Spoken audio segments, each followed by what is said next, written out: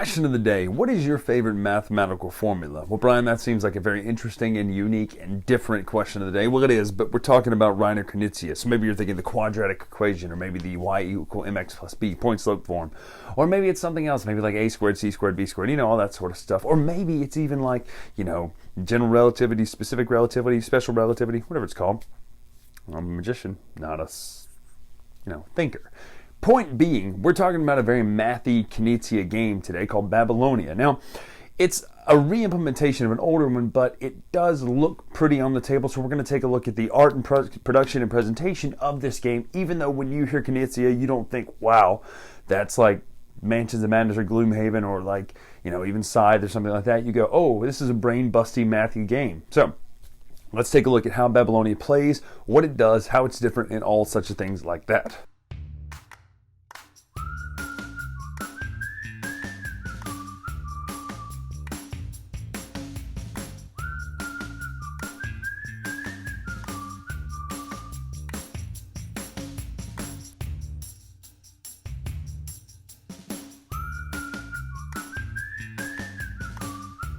So this is Babylonia set up for a two-player game. You're going to randomly assign these tiles out there. Now, depending on the player count, you're going to be playing in the north, central, or the south, central, or north, central, and south. You're going to play these. You're going to put these tiles out based on the player count. It will tell you exactly what kind of tiles to put out there and where to put them.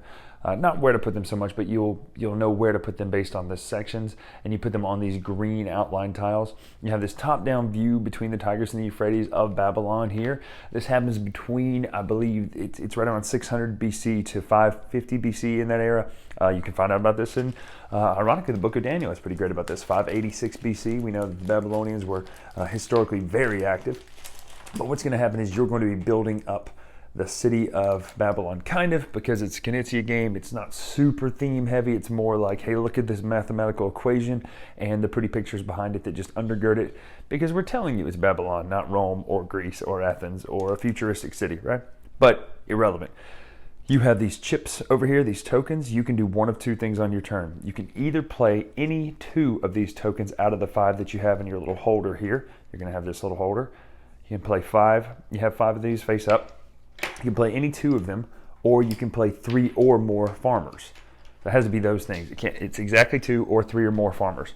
The farmers are the ones that are this symbol, and the other ones are the nobles, which are these symbols, and the ones that match the board. Ideally, you're going to be placing them out there to surround these types of buildings and score.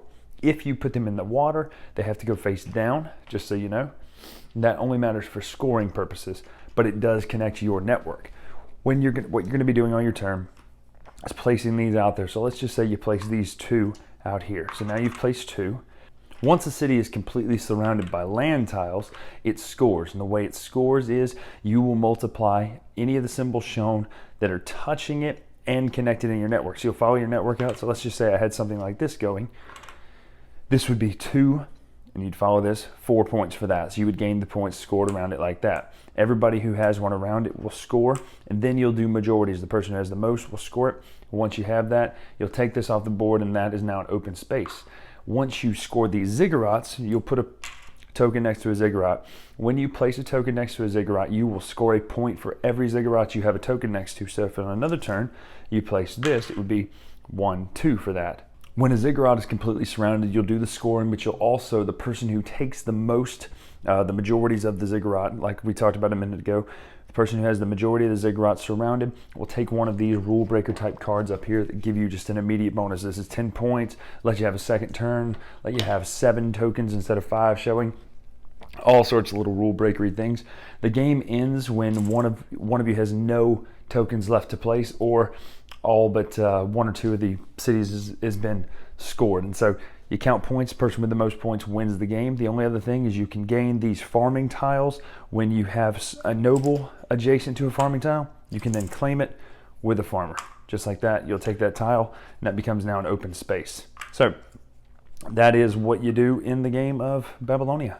So that's Babylonia. Until those Medos, Persians took over, well, things were rocking and rolling, right? But the game itself, production value, it's got a very pretty map, although it's nondescript. It could be Noria, it could be Moria for that matter, it could be any sort of fantasy-looking art, even though it's meant to be based on the Tigris and Euphrates. It doesn't really matter, but it is pretty, but it doesn't matter. It's essentially a math-based grid with certain places that are city tiles and certain places that are farming tiles like we saw, right? You're placing those tiles out there. You're placing your chips out there. I do like the little wooden chip holder, and I like the wooden chips. I think that's a nice touch with the screen printed designs on those. So I do actually like the way it looks. I like the 3D ziggurats. Those could have been tiles, but they're not. So all told, as far as an abstract game goes, because remember, this could just be white paper with certain highlighted hexes, really. As far as abstract games go, it does look prettier than a lot of other ones. So that's kind of a big caveat. That's like saying that's the best fish I've ever had out of a can. You know what I'm saying? Abstract games aren't necessarily known for production value, but this one does a good job with it and has a pretty art board to boot. Now, as far as the actual mechanics of the game, the placing chips and tokens out there, I like games that have simple rules. You either can only place 2 of these, or you can only place 3 or more of these. And then the math really starts to take toll. The strategy starts to take toll of placing them specifically out there, maybe to expand a network to where when one of those cities does complete, you're going to have a ton of points off of it, as opposed to maybe biding your time a little bit, but then all of a sudden someone's going to come in there and complete a city, which is going to cut off your route. So all in all, the mechanics of the game are actually pretty thinky and pretty interesting. Now, I am not an abstract player very often. Carl and I rarely ever play abstract games. We're more into thematic games. That's something that really means a lot to me in gaming because I love immersion. See the Board Game Breakfast episode I did about that.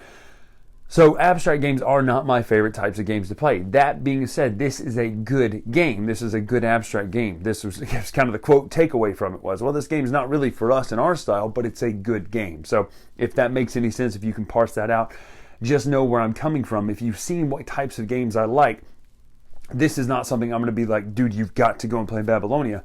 But if you're an abstract player, if you enjoy those mathy, strategic, thinky, tactical games, you're going to really like this because it involves where you're putting these tiles. Every single choice matters either now or later as you're setting things up. So I recommend Babylonia if you're an abstract player. If you're not an abstract player, maybe pass on it because it's just, again, there are other things that do it different and better. In a scaled down version, you could play Santorini and get more of a thematic feel, even though it's quicker and different.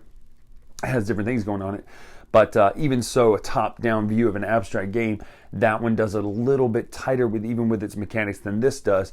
But it's prettier than most abstract games. It is really quick. I like how fast it plays. The only thing that can slow it down is you, not the mechanics or the steps or anything like that. You're the one that can slow it down by thinking, well, what do I do with this now or later?